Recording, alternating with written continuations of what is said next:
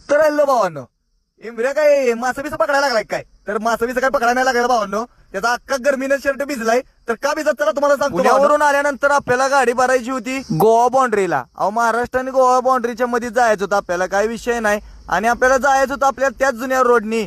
कुठून? तर अनुस्कोरा घाटातून खाली राजापूरला निघायचं होतं. तर काही विषय नाही भावांनो, गाडी बिडी जरा डिझेल टाकून घेतलं, जरा काय फुल टाकी करून घेतलो आणि लागलो त्या रोडला. आणि परत पुढे आल्यानंतर आपल्याला यो मधला रोड गावला, घाटाच्या अलीकडे लागतो. तुम्हाला तर माहित आहे, बऱ्याच साऱ्या तुम्ही व्हिडिओ मध्ये आपल्या मिनी ब्लॉग मध्ये बघितलंय. मग आलो खाली राजापूरच्या पुढे. आपल्याला हे टोल नाक्यावर जोडीदार आहे. चहाची टपरी भावाची रातभर उघडी असती. थांबलो मग चहा प्यायला आणि डोगेश भाऊ गावले आपल्याला. त्यांना पण जरा बिस्किट चार खायला घातली आणि आता म्हटलं चला निघावं.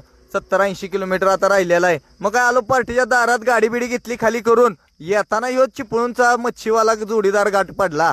गेल्याला कुठं कर्नाटक मध्ये, आता रिटर्न रत्नागिरीला चाललाय. काय विषय नाही, जा म्हणलं दमानं. तर लईच पळत होता माझ्या पुढं. आता काय मोकळाच आहे, भिंगरी लावलेली. मग आलो जरा पुढं घाटात. इसी काय आज लावली नाही. भावाला म्हटलं जरा कोकणाची जरा गरमी बघ काय असती ती. तर भावानं आज शर्ट काढूनच बसलाय. त्याला आज दिवसभर एसीच चालू करून दिलं नाही. म्हटलं विचार कर बाकीची गाडीवाली कशी करत असतील. मग आलो डायरेक्ट कारखान्यात. आपल्याला गाडी भरून लगेच निघायचं होतं कर्नाटकला. भरली गाडी, बांधला कागद आणि निघलो भावानो रोडला. काही विषय नाही. तर भावानो, ब्लॉग आवडल्यास कमेंट करा आणि इथून पुढे ब्लॉग बघायचा असेल तर फॉलो करून जावा. धन्यवाद.